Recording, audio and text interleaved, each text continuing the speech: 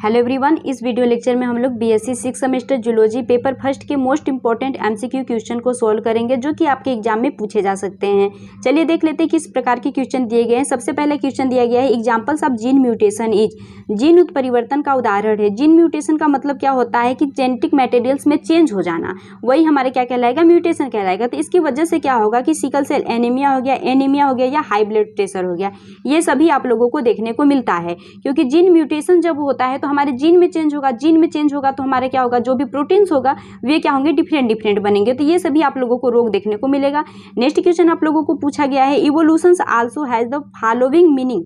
उद विकास का निम्नलिखित अर्थ भी निकलता है। तो उद विकास यानी विकास जो हो रहा है उसका मीनिंग क्या क्या निकलता है। तो हमने आप लोग को बताया इवोल्यूशन कैसे हुआ है, जब म्यूटेशंस हुआ तो म्यूटेशंस की वजह से क्या आई है, वेरिएशंस आई। अब जब वेरिएशंस आए तो उसी से हमारे क्या हुआ है, इवोल्यूशन हुआ है।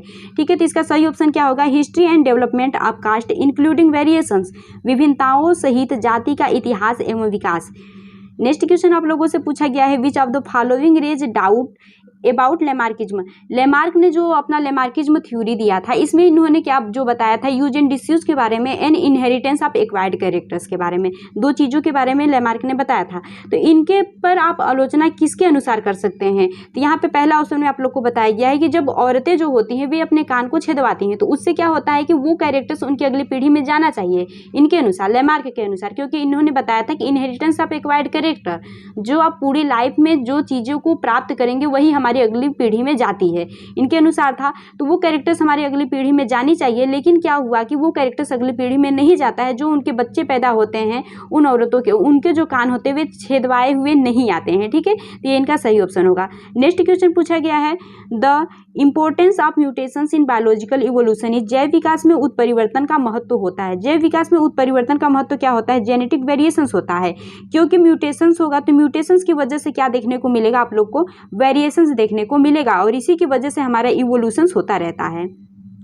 नेक्स्ट क्वेश्चन आप लोगों से पूछा गया है reason for main criticism of Darwinism. डार्विनवाद की मुख्य आलोचना का कारण था। तो डार्विनवाद जो होता है इसमें डार्विन ने क्या क्या बताया था, इन्होंने बताया था कि कोई भी ऑर्गेनिज्म होता है वो बहुत ही ज़्यादा संख्या में रिप्रोड्यूस कर देगा और रिप्रोड्यूस करने के बाद क्या होता है कि बहुत ही ज़्यादा पॉपुलेशन होती है, तो इसलिए क्या होता है, स्ट्रगल होता है सर्वाइव करने के लिए। और उसके बाद वेरिएशंस आते हैं, उसके बाद नेचुरल सेलेक्शन होता है, उसके बाद जो कैरेक्टर्स होते हैं अगली पीढ़ी में जाते हैं और हमारे क्या होता है, एक नया स्पीसीज जो होता है वो बन जाता है इस प्रकार से। तो इन्होंने जो वेरिएशंस के बारे में बताया था और हेरिडिटरी के बारे में बताया था, इसके बारे में इन्होंने क्या किया था, इसको एक्सप्लेन नहीं कर पाया था। इसके अनुसार हम क्या कर सकते हैं, इनका आलोचना कर सकते हैं। नेक्स्ट क्वेश्चन आप लोगों से पूछा गया है इन विच कल्प डिड लाइफ ओरिजिनेट। जीवन की उत्पत्ति किस कल्प में हुई थी। तो जो जीवन की उत्पत्ति है वह आर्कियोजोइक ईरा जो होती है इसमें हुई थी। नेक्स्ट क्वेश्चन पूछा गया है life originated from.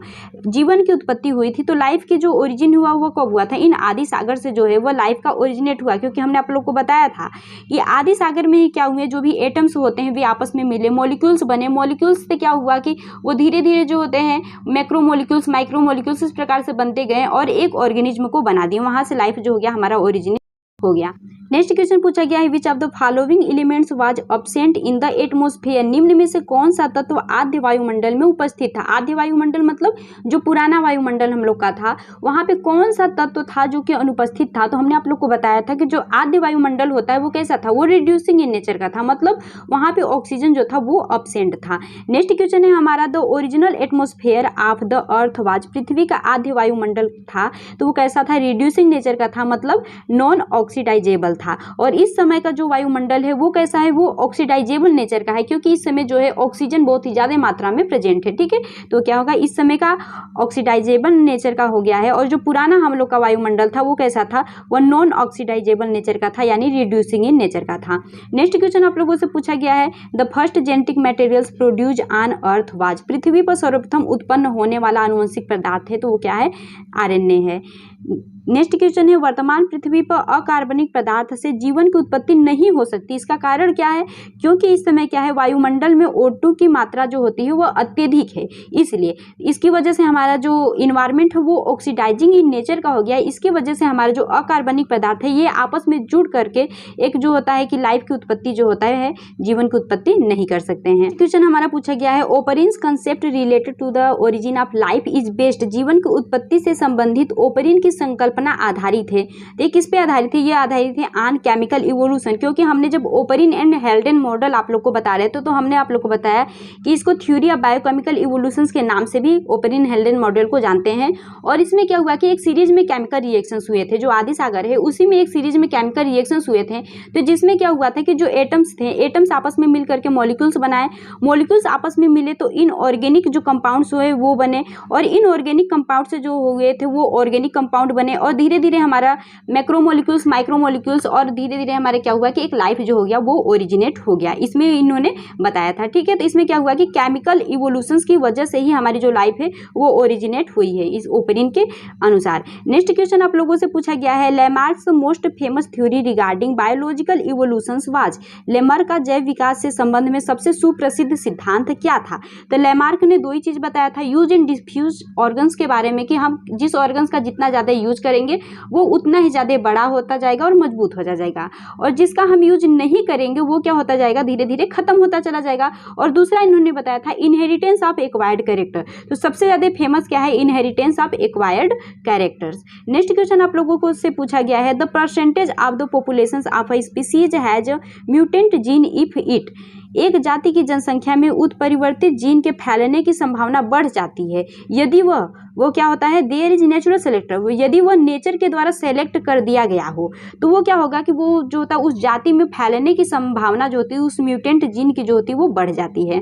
Next question पूछा गया है, on what is the Oparin concept related to the origin of life based. जीवन की उत्पत्ति से संबंधित ओपेरिन की संकल्पना किस पर आधारित है? तो ये किस पे आधारित, हमने आप लोग को बताया ओपेरिन हेल्डेन मॉडल में ये किस पे आधारित है, ऑन केमिकल इवोल्यूशन पे आधारित है। नेक्स्ट क्वेश्चन आप लोगों से पूछा गया है, the work of providing raw materials for the progress of biological evolutions is accomplished by which of the following process. जैव विकास की प्रगति के लिए कच्चा माल उपलब्ध कराने का कार्य निम्न में से किस प्रक्रिया के द्वारा संपन्न होता है? तो किस प्रक्रिया के द्वारा होता है? म्यूटेशंस के द्वारा होता है, क्योंकि म्यूटेशंस हमारा जब होता है तभी तो हमारे इवोल्यूशंस होता है, तभी वेरिएशंस आते हैं। नेक्स्ट क्वेश्चन पूछा गया है, और suitable examples to explain industrial melanism is. तो आप लोगों से औद्योगिक मैलेनिज्म की व्याख्या के लिए उपयुक्त उदाहरण पूछा है। औद्योगिक मैलेनिज्म जो होता है, इंडस्ट्रियल मैलेनिज्म, ये होता क्या है? तो ये होता है एक पेपर्ड मोथ के एग्जांपल से आप समझ सकते हैं, क्योंकि इंडस्ट्रियल मैलेनिज्म में क्या होता है कि जब धुएं के द्वारा क्या होता है कि इन्वायरमेंट जो था वो प्रदूषित हो गया था, तो उससे क्या हुआ था कि जो पेड़ों के तने थे ये भी हमारे ब्लैक हो गए थे। अब इससे क्या था, जो मोथ थे वे पहले व्हाइट कलर के हुआ करते थे और ब्लैक कलर के हुआ करते थे। तो व्हाइट कलर के जो मोथ थे वे जब ब्लैक पे बैठा करते थे वो क्या होते थे कि जो उनके प्रीडेटर थे उनको मार करके खत्म कर दिए। लेकिन जब ब्लैक कलर के में जो पेड़ों की जब वो डाल पे बैठा करते थे, जो उनका स्टेम है उस पे बैठा करते थे, तो उससे क्या होता था कि उनको जो है उनके प्रीडेटर खोज नहीं पाते थे और मार नहीं पाते थे, तो वो खत्म नहीं हुए, तो उनकी जनसंख्या जो ब्लैक कलर मोथ की थी वो बढ़ती चली गई। इसी को क्या कहा जाता है, इंडस्ट्रियल मिलेनिज्म कहा जाता है। तो इसका आप लोगों से एग्जाम्पल पूछा है, तो इसका एग्जाम्पल क्या होता है, बिस्टन बैटुलेरिया। नेक्स्ट क्वेश्चन आप लोगों से पूछा गया है, वायरस आर मेड ऑफ, विषाणु बने होते हैं, तो विषाणु किससे बने होते हैं? आप सबको पता होगा कि जो विषाणु होते हैं वो आरएनए, डीएनए एवं प्रोटीन से मिलकर के बने हुए होते हैं। नेक्स्ट क्वेश्चन आप लोगों से पूछा गया है, the source energy on the original earth where, आदि पृथ्वी पर ऊर्जा का स्रोत था। तो आदि पृथ्वी जो थी, पहले की पृथ्वी, उस पर ऊर्जा का स्रोत क्या था? तो उस समय ऊर्जा का स्रोत क्या था, सोलर रेडिएशन था एंड इलेक्ट्रिकल डिस्प्लेस्ड था एंड वोल्केरिक इरेप्शन। ठीक है, सौर विकिरण के द्वारा भी ऊर्जा मिलता था, विद्युत उत्सर्जन के द्वारा भी मिलता था, उसके बाद ज्वालामुखी विस्फोट के द्वारा भी जो था आदि पृथ्वी को ऊर्जा मिलता रहता था। नेक्स्ट क्वेश्चन हमारा पूछा गया है, which animal has been used to explain industrial melanism, औद्योगिक मैलेनिज्म को समझाने के लिए किस जंतु का उपयोग किया जाता है? तो हमने अभी आप लोग को बताया किसका उपयोग किया जाता है, पेपर्ड मोथ का उपयोग किया जाता है। नेक्स्ट क्वेश्चन पूछा गया, what does the process of industrial melanism demonstrate. ठीक है, इंडस्ट्रियल मैलेनिज्म जो होता है कि प्रक्रिया क्या प्रदर्शित करती है, तो ये नेचुरल सिलेक्शन को प्रदर्शित करती है, क्योंकि हमने आप लोगों को बताया ना इसमें क्या था, एक व्हाइट कलर का मोथ था, एक ब्लैक कलर का मोथ था, तो नेचर के अनुसार ही नेचर ने सेलेक्ट किया ना कि व्हाइट वाले को रहना है या ब्लैक वाले को रहना है। तो प्रीडेटर तो जो था वो व्हाइट वाले को मारता चला गया, तो ब्लैक वाले को नेचर ने सेलेक्ट किया, इसलिए जो ब्लैक कलर वाला था वो क्या हुआ, बच गया। नेक्स्ट क्वेश्चन हमारा पूछा गया है, under which theory comes pure racial and sudden genetic change, किस सिद्धांत के अंतर्गत अंतर्गत शुद्ध नस्ली व आकस्मिक आनुवंशिक परिवर्तन की बात आती हो तो जहाँ पे आप लोगों को सडन जेनेटिक चेंज मिल जाए वहाँ पे क्या होता है, म्यूटेशंस होता है। सडन जेनेटिक चेंज को ही तो हम म्यूटेशंस कहते हैं। नेक्स्ट क्वेश्चन पूछा गया है sudden genetic change is called, क्या कहते हैं, म्यूटेशन कहते हैं। नेक्स्ट क्वेश्चन देख लेते हैं जहाँ पे आप लोगों से पूछा गया है to prove important for biological evolutions mutations occurs in which of the following, जैव विकास के लिए महत्वपूर्ण सिद्ध होने के लिए उत्परिवर्तन इनमें से किसमें होता है। तो किसमें उत्परिवर्तन होगा यानी किसमें म्यूटेशंस होगा तो आप लोग में इवोल्यूशंस देखने को मिलेगा। तो जब तक जर्म प्लाज्मा जो होता है उसमें म्यूटेशंस नहीं होगा तब तक क्या होगा कि इवोल्यूशंस नहीं होगा, क्योंकि जर्म प्लाज्मा में यदि हमारे म्यूटेशंस होगा तभी तो वो हमारे नेक्स्ट जेनरेशंस में जाएगा। अब नेक्स्ट जेनरेशन में जब जाएगा तभी तो हमें इवोल्यूशंस देखने को मिलेगा। नेक्स्ट क्वेश्चन पूछा गया है a star having 6 sides instead of 5 is an examples of, किसी तारामीन के 5 के बजाय 6 भुजाओं का होना किसका उदाहरण है। तो किसका उदाहरण है, ये डाइवर्सिटी का उदाहरण है, क्योंकि इसमें म्यूटेशंस हुआ, म्यूटेशन से हमारे क्या है वेरिएशंस आए, तो इसी के एग्जांपल्स है।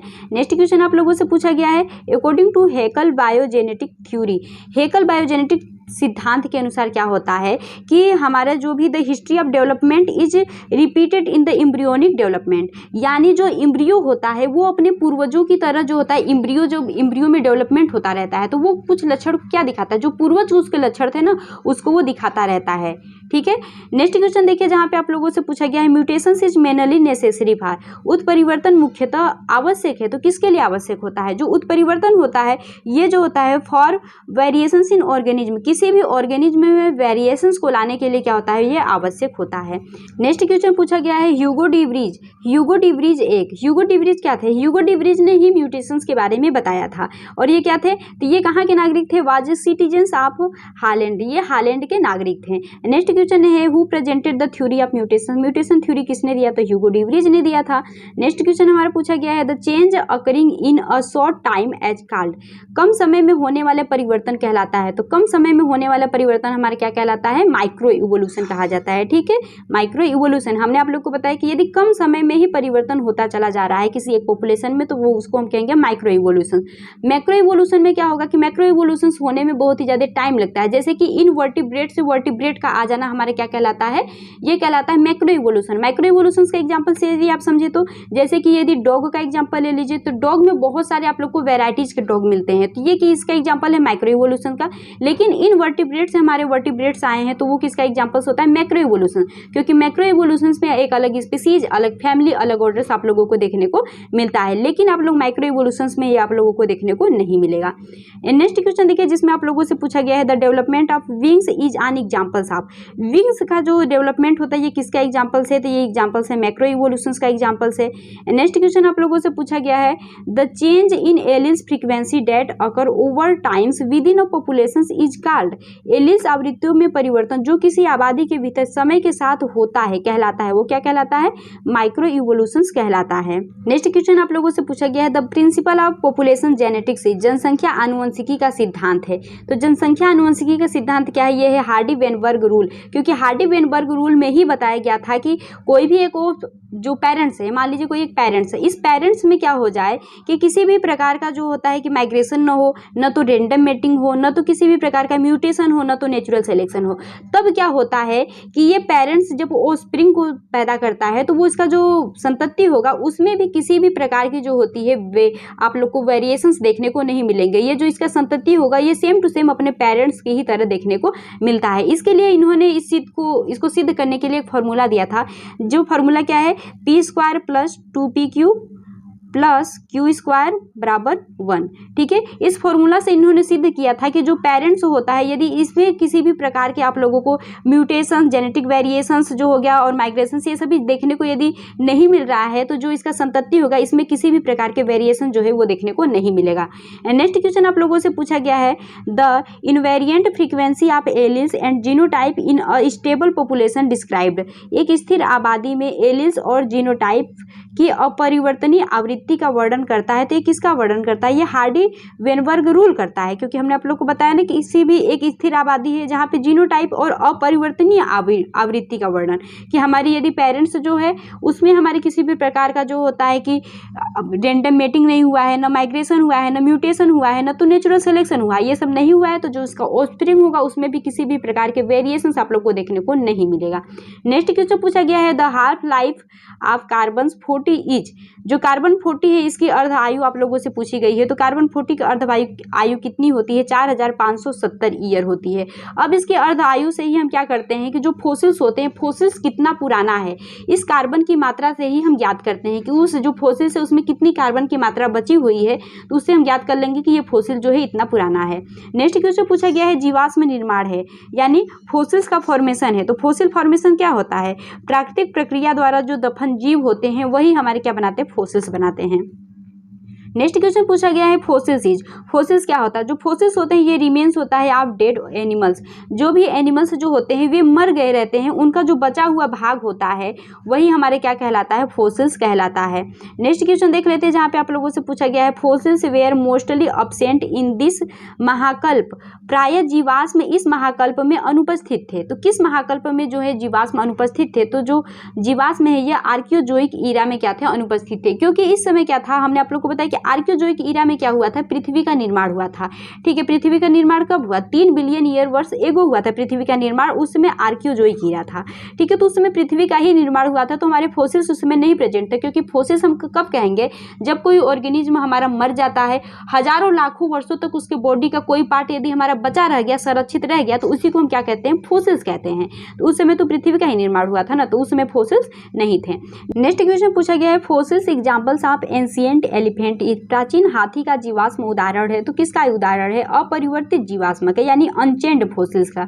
क्योंकि हाथी जो होता है कि यदि आइस में चला गया, क्योंकि हाथी का जो हमें प्राप्त हुआ था फोसिल्स, वो कहाँ से प्राप्त हुआ था? आइस से प्राप्त हुआ था। ठीक है, तो बर्फ जहाँ पे गिर रहा है वहाँ पे हाथी है। अब हमेशा बर्फ गिरता जाए तो हाथी तो मर जाएगा, लेकिन उसका जो बॉडी जो रहेगा वो बिल्कुल उसी की तरह जो होता है वो बर्फ में संरक्षित रहेगा। ठीक है, तो वो उससे हमारा फोसिल्स बन जाता है। तो ये क्या होगा? अनचेंज रहेगा, उसमें किसी भी प्रकार के चेंज आप लोग को देखने को नहीं मिलेगा।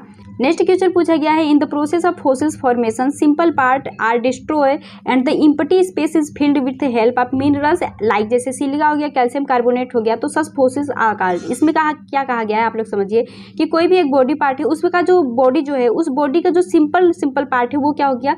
वो डिस्ट्रॉय हो गया, खत्म हो गया। अब वो खाली स्थान जो हुआ वो सिलिका और कैल्शियम कार्बोनेट के द्वारा फिल्ड हो जा रहा है। तो अब ये जो फोसिल्स हमारा बन रहा है उसको क्या कहेंगे? तो उसको कहा जाता है पेट्रीफाइड फोसिल्स कहा जा रहा है। जहां पर भी आप लोगों को सिलिका और कैल्शियम कार्बोनेट देखने को मिल जाए वहां पे आप लोगों का पेट्रीफाइड फोसिल्स रहेगा।